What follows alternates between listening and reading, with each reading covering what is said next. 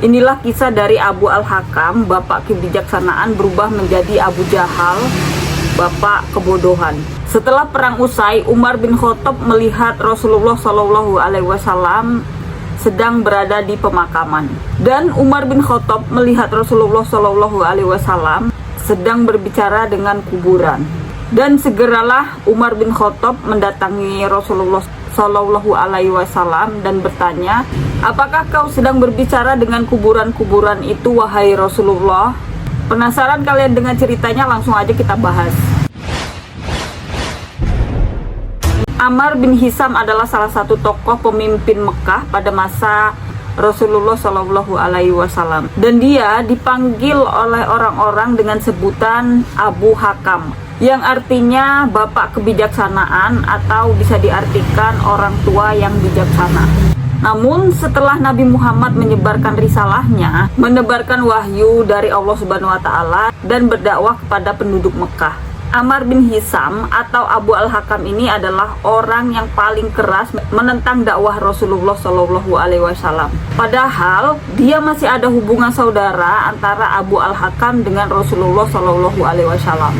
Abu Hakam ini menentang dakwah Nabi bagaimanapun caranya, mau itu dengan cara kasar atau dengan cara peperangan. Intinya dia adalah orang yang paling memusuhi Rasulullah SAW. Karena kerasnya penentang dari Abu Hakam ini, dan pada saat ini pula lah dia mendapat julukan Abu Jahal, yang artinya bapak kebodohan, atau dengan kata lain orang yang bodoh atau biang kebodohan.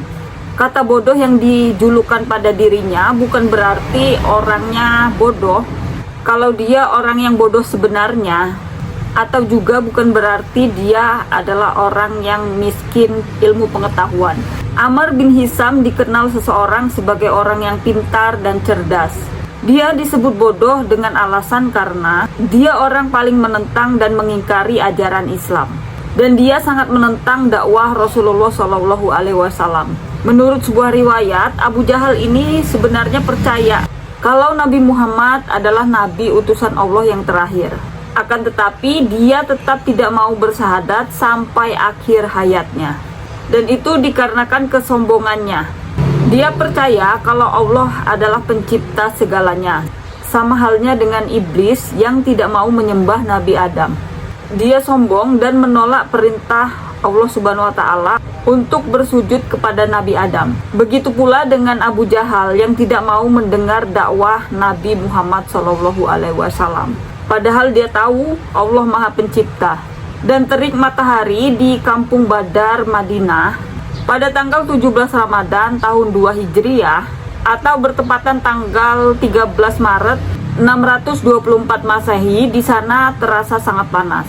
Panas dari biasanya, dan pada saat itulah terjadinya pertempuran besar dalam sejarah Islam. Pertempuran di sini bukan pertempuran yang melibatkan banyak orang, tapi menjadi besar kisahnya itu dikarenakan jumlah pasukannya tidak sepadan, di mana kaum muslimin hanya terdiri dari 313 orang yang harus melawan pasukan kafir Quraisy dari Mekah yang berjumlah 1000 orang. Dan pada akhirnya pertempuran besar itu dimenangkan oleh kaum muslimin. Dan di video ini saya tidak akan bahas tentang kisah perang Badar tersebut dan kenapa bisa dimenangkan oleh kaum muslimin yang pasukannya hanya 313 orang. Ini akan kita bahas di video selanjutnya.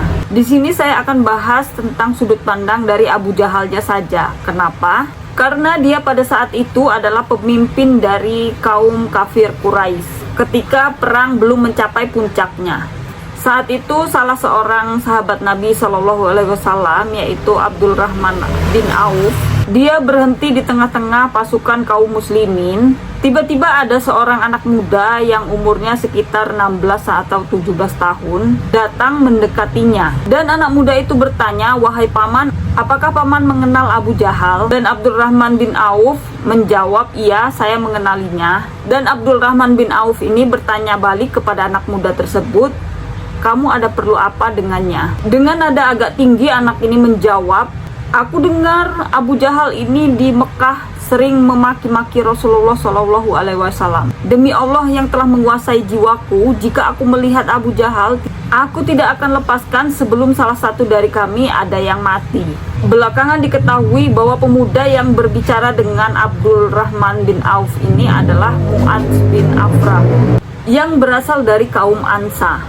Dan Abdurrahman sangat terkesan mendengar kata-kata dari si pemuda ini. Belum hilang takjubnya kepada pemuda itu, tak lama berselang tiba-tiba datang lagi pemuda lain yang juga berasal dari kaum Ansar. Pemuda yang baru datang ini langsung berkata kepada Abdurrahman bin Auf, "Wahai paman, apa paman tahu yang mana Abu Jahal?" Kemudian Abdurrahman bin Auf menjawab, "Iya, saya tahu. Ada perlu apa kau anak muda dengan Abu Jahal? Saya dengar Abu Jahal ini selalu bersikap kasar terhadap Rasulullah Shallallahu Alaihi Wasallam di Mekah. Demi Allah, saya ingin benar-benar membunuhnya." Dan ternyata pemuda yang kedua yang mendatangi Abdurrahman bin Auf ini adalah adiknya Mu'adz bin Afrah yang bernama Muhafiz bin Afrah, yang mana usianya baru 15 tahun. Yang selisih umur sama kakaknya ini sekitar 1 tahun atau 2 tahunan. Lalu dari kejauhan Abdurrahman bin Auf ini melihat Abu Jahal. "Itu dia Abu Jahal!" teriak Abdurrahman bin Auf ini sambil menunjuk orang yang dimaksud. Saat itu Abu Jahal udah tahu bahwa dirinya menjadi sasaran utama dari pasukan kaum muslimin. Itulah sebabnya dia dijaga ketat oleh kaum kafir Quraisy. Abu Jahal dilindungi oleh 10 lapisan pasukan bersenjata lengkap. Setelah tahu yang mana Abu Jahal, kakak beradik ini langsung melesat maju mendekati Abu Jahal bagaikan anak panah yang terlepas dari busurnya. Dan keduanya menerobos 10 lapisan pasukan kafir Quraisy demi bisa menggapai Abu Jahal yang berada di belakangnya. Pemuda 15 tahun Muawis atau si adik berhasil menerobos pasukan Abu Jahal. Dan pedangnya berhasil melukai paha Abu Jahal dengan sayatan yang dalam. Hanya saja Muawis terbunuh duluan sebelum berhasil membunuh Abu Jahal. Dan Muawis pun syahid di saat itu juga. Dan si kakak yang berusia 17 tahun, ia juga berhasil melukai kaki Abu Jahal yang sebelahnya lagi. Mu'adz atau si kakak juga menjadi syahid seperti adiknya. Pemuda 17 tahun itu terbunuh sebelum menyelesaikan misinya untuk membunuh Abu Jahal demi membela Rasulullah. Meskipun Abu Jahal tidak terbunuh karena 2 serangan itu, namun tubuhnya sempat linglung dan pada akhirnya tersungkur ke tanah dengan darah mengucur deras dari kedua kakinya. Pada saat Abu Jahal tidak berdaya, saat itulah salah seorang sahabat Nabi Shallallahu Alaihi Wasallam yang bernama Ibnu Mas'ud mendekati Abu Jahal dengan pedangnya. Dia langsung berdiri di tengah tubuh Abu Jahal yang sedang sekarat. Saat Ibnu Mas'ud akan memenggal leher Abu Jahal memberi isyarat dengan matanya, seperti ingin mengucapkan sesuatu kata-kata terakhir. Ibnu Mas'ud pada saat itu berpikir mungkin si Abu Jahal ini mau bersahadat di detik-detik terakhir kehidupannya. Kemudian Ibnu Mas'ud menahan pedang di lehernya, mendekatkan telinganya ke mulut Abu Jahal. Ternyata Abu Jahal berkata, "Sampaikan salamku kepada temanmu.